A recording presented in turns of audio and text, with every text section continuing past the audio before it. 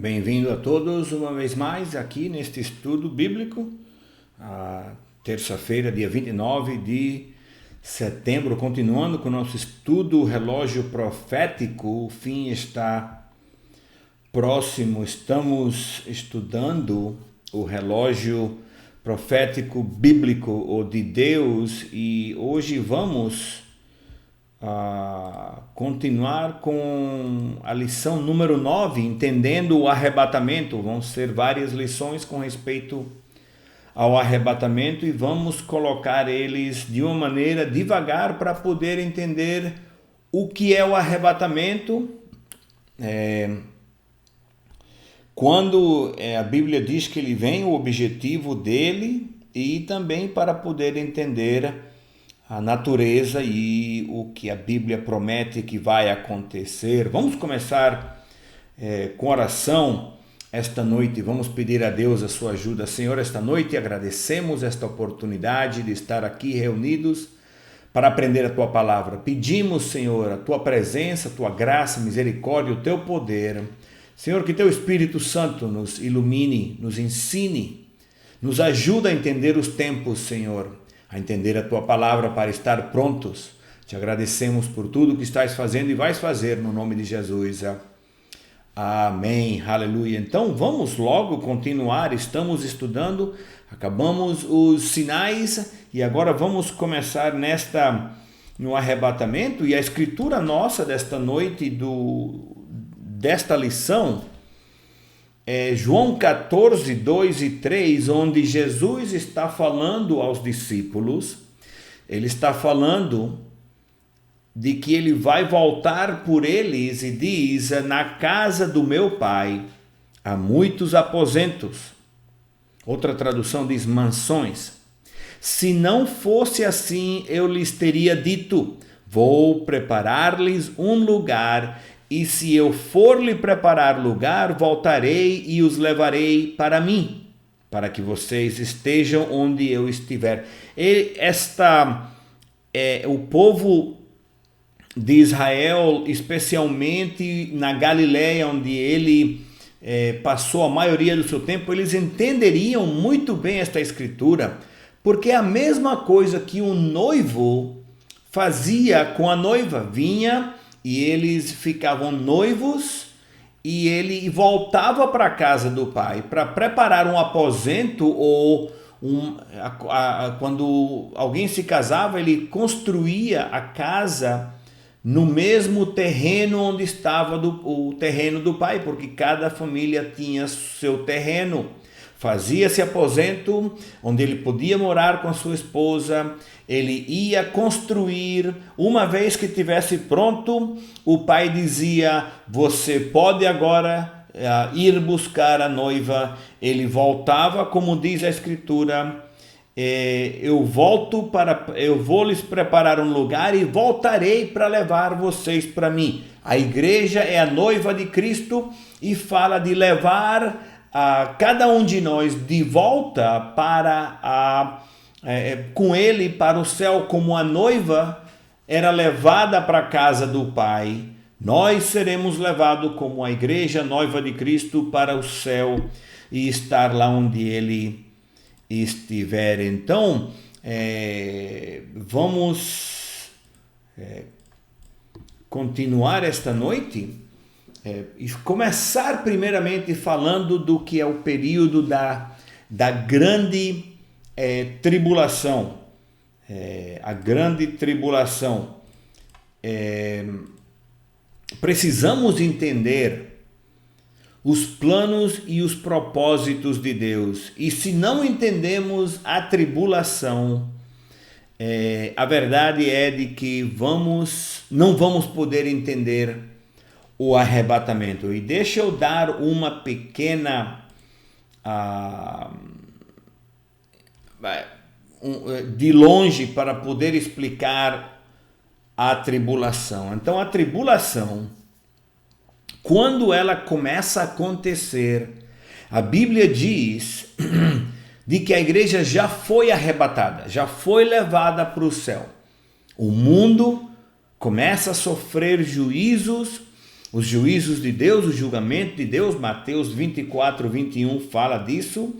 E neste momento que estamos agora, é o momento de preparação para a grande tribulação. Ou seja, estamos no princípio das dores que Mateus 24, 8 fala. Ou seja, tem guerras, tem terremotos, catástrofes, pestes, fomes, misérias, violências. E a Bíblia nos diz que durante este tempo, o amor de muitos, o amor das pessoas fica se esfriando. Ou seja, as pessoas começam a se afastar de Deus, dizem que conhecem a Deus, dizem que conhecem a Jesus, mas começam a se afastar de Deus, a se esfriar, e a verdade é que Cristo vai voltar em surpresa. A Bíblia fala que ele voltará como um ladrão à noite, de surpresa, sem avisar, sem estar preparado, para que ninguém esteja esperando ele.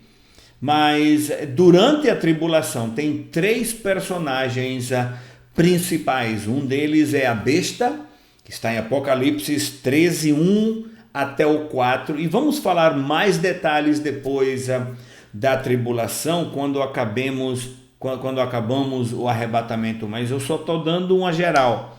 A segunda personagem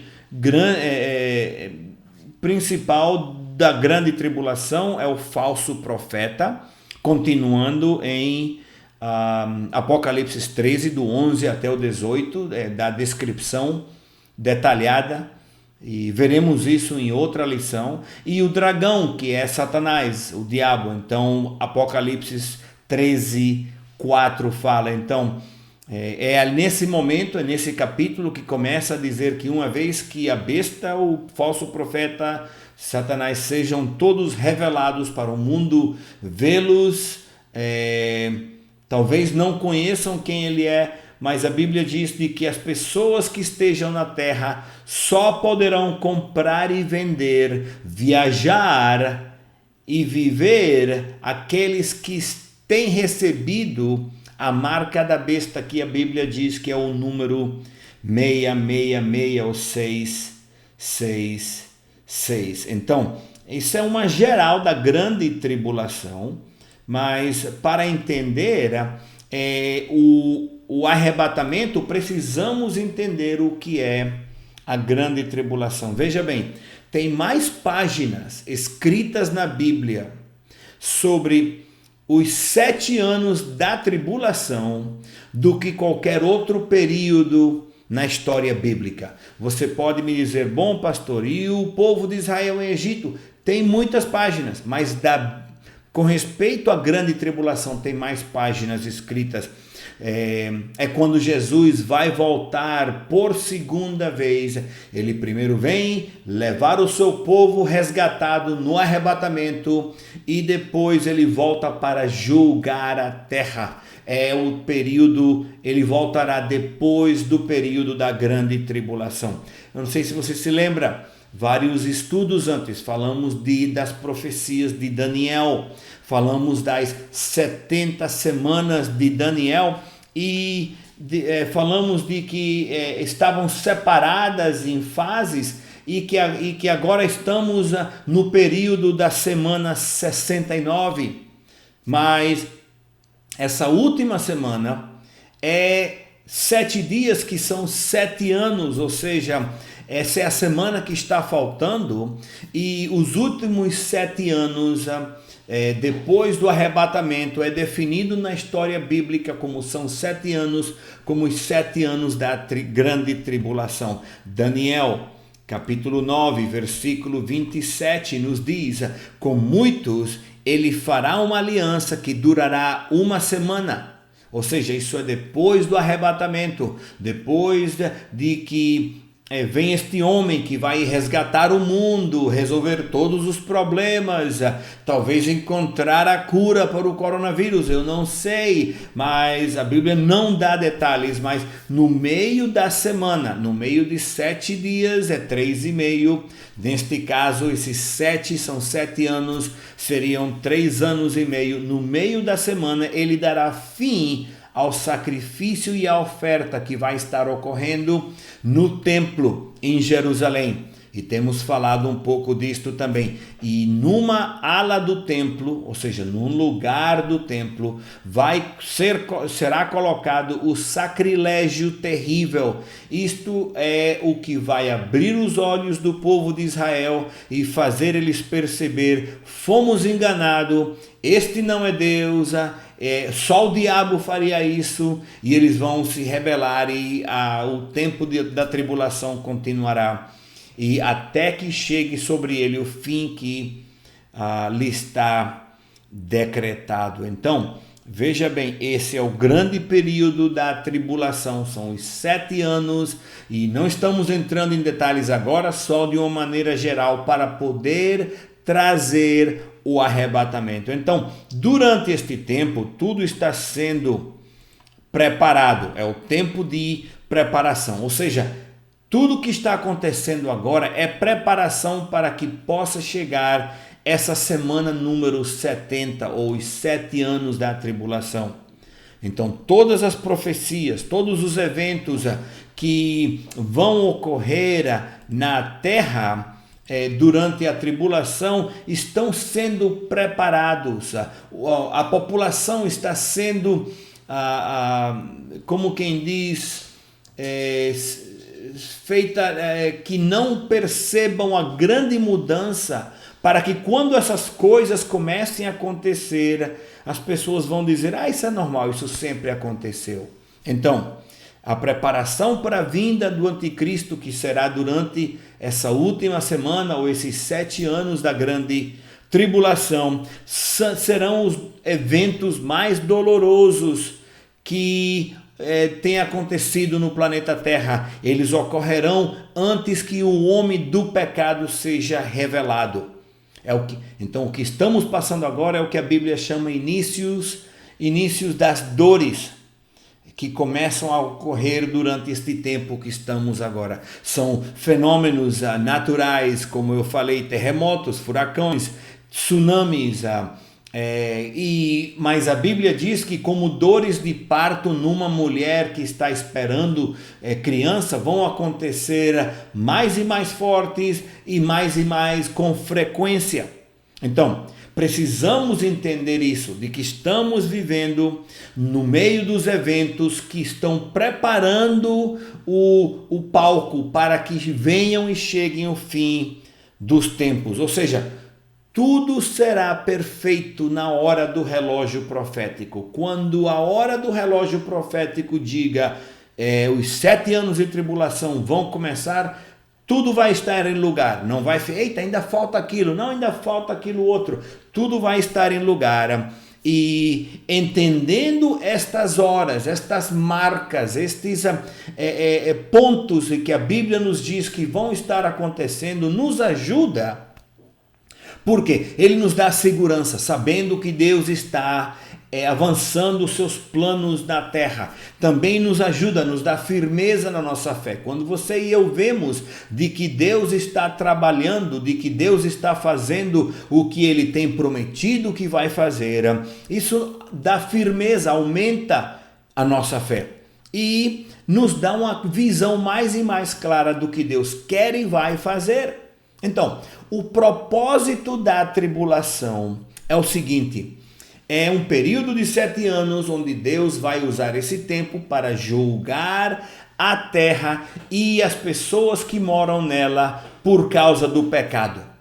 Deus sempre prometeu julgar o pecado, mas quando chega o período da grande tribulação, ele não somente vai julgar um povo, vai ficar julgando um grupo de pessoas, uma nação, ele vai julgar a terra inteira por causa do pecado. Por exemplo, se Deus agora quer julgar o aborto, digamos, ou o roubo, ele julga pessoas ou nações separadas, mas quando chegar na grande tribulação, o mundo todo vai pagar, como se fosse um. Então, a Bíblia nos diz em Atos capítulo 17, diz assim: no passado, Deus não levou em conta esta ignorância, ou seja, de que as pessoas não conheciam ele. não levou em conta esta ignorância, mas agora Deus ordena que todos em todo lugar se arrependam, ou seja, que sejam salvos, que aceitem a Jesus. Mas veja o que diz: pois Deus estabeleceu um dia em que ele há de julgar o mundo com justiça, por meio do homem que designou.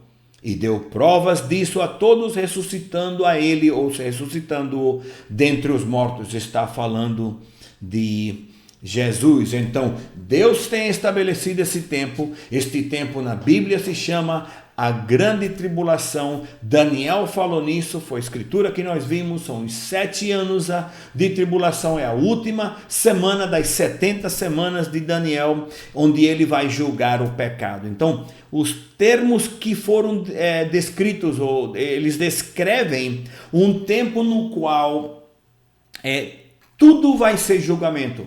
Deus vai julgar tudo. Então, várias vezes na Bíblia, Deus coloca frases aqui e ali que falam de como Deus está se sentindo durante quando chega a grande tribulação. Por exemplo, 21 vezes no Antigo Testamento, Deus diz uma de duas coisas: o dia da ira, que é o começo, ou seja, dia que Deus na sua ira vai julgar o mundo, ou o dia da vingança de nosso Deus. Essas são em Sofonias, por exemplo, 1:15 diz o dia de ira, está falando disso, de julgamento. Isaías 61:12, versículo 2, fala disso também, quando ele diz o dia da vingança do nosso Deus. E a pergunta que sempre é feita, as pessoas ficam falando e discutindo isso.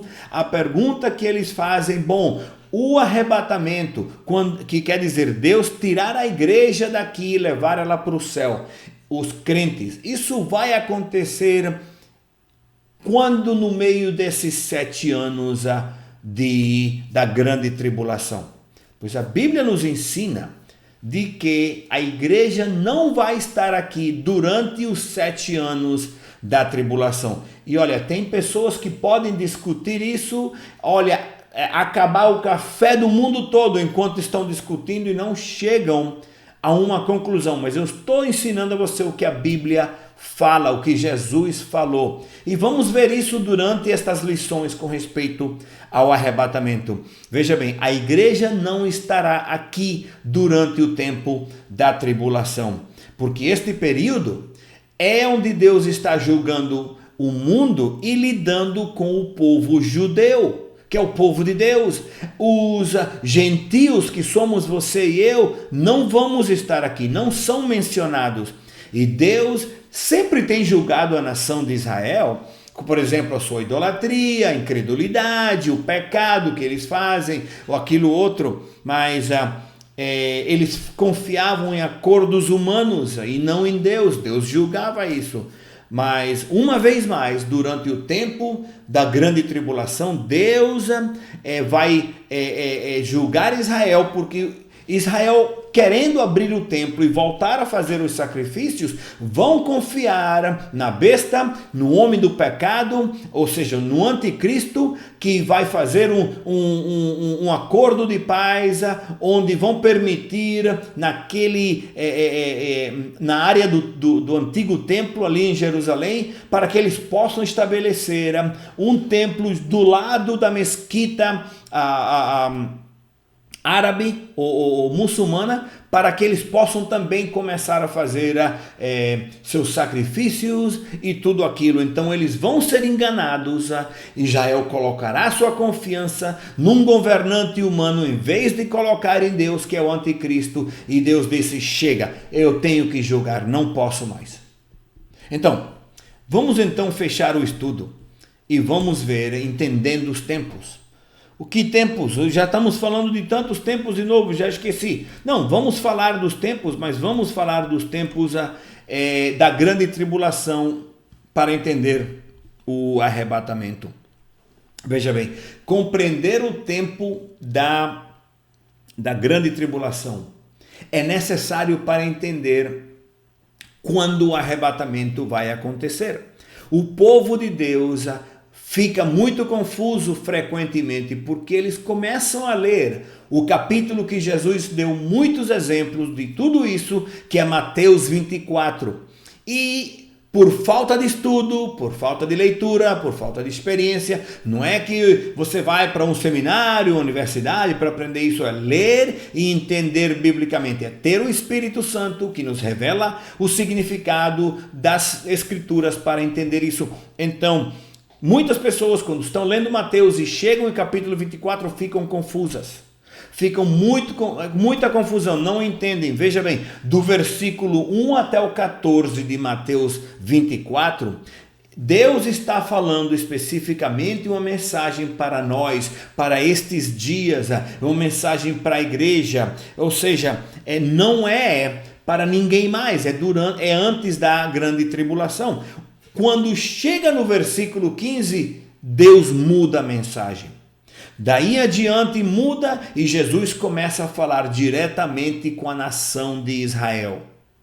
Ele fala dos dias em que o homem do pecado vai governar o mundo. Ele fala dos dias onde ninguém vai poder escapar. Ele fala dos dias de dor, de quebrantamento, de sofrimento. Então, quando você quer realmente, e isto vamos fazer depois, quando vamos nos aprofundar para entender a grande tribulação, o mapa da tribulação está no livro de Apocalipse, que descreve todos os julgamentos, os 7 selos, as 7 trombetas, as 7 taças derramadas, fala de tudo isso. Mas para entender isso, precisamos entender que o arrebatamento vai acontecer, e vamos ver na semana que vem, na próxima lição, de que Deus não vai permitir que a igreja fique sofrendo durante este período. Então,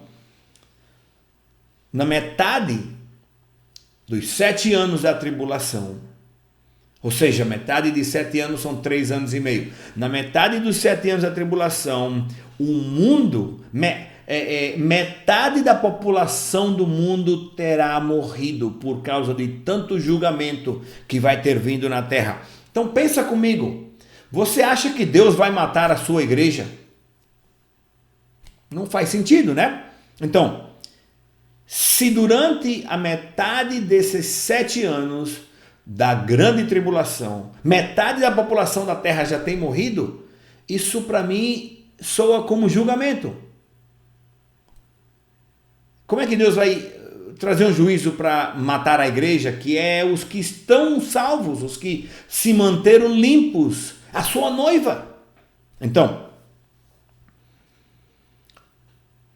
tem pessoas que dizem que o arrebatamento vai acontecer no meio da grande tribulação. Antes, no meio de que a ira de Deus esteja acontecendo. Tu imagina isso? Metade da população morta, sendo julgadas por Deus. E a igreja? Onde é que está? E isto é uma grande mentira. É uma grande mentira porque imagine, você e eu estamos passando por esse período agora, quando chega a tribulação, é muito difícil. Durante esse tempo vai haver uma religião mundial, todo mundo vai ter que ter a marca. Como é que uma pessoa na igreja vai ter a marca e depois não pode ir para o céu? O céu é prometido para os crentes, para aqueles que aceitaram a Jesus. E a Bíblia claramente diz, não peguem a marca, não pode comprar e vender. Como é que a igreja vai sobreviver durante esse tempo que não pode comprar e vender porque não tem a marca? É uma vida onde a igreja não pode sobreviver. Deus não vai ignorar esses detalhes, especialmente um detalhe tão importante. Poxa Deus, você deixou a igreja sofrer durante a tribulação, você quer levar a igreja, mas você mandou todos eles pegar. É um tempo que para sobreviver todo mundo tem que pegar a marca. Então, isso não é assim. Então, o arrebatamento vem primeiro. E depois começa a grande tribulação. No momento que o arrebatamento acontece, você pisca o olho, o arrebatamento acontece, a igreja sobe, ela desaparece, vai para o céu e começam, não a preparação, mas os eventos da grande tribulação começam a acontecer. Mas para poder entender o arrebatamento, precisamos entender a grande tribulação. E como eu estou falando, é muita coisa, então eu quero que você leia com detalhes antes da próxima lição, Mateus capítulo 24. Leia ele e se você tem perguntas, marca e me avisa e a gente pode conversar depois ou estudar só Mateus 24, fazer um estudo só do capítulo para entender melhor essa separação que eu falei do versículo 1 até o 14. Jesus está falando com a igreja, com o seu povo, mas a partir do versículo 15, Jesus começa a julgar e a falar à nação de Israel.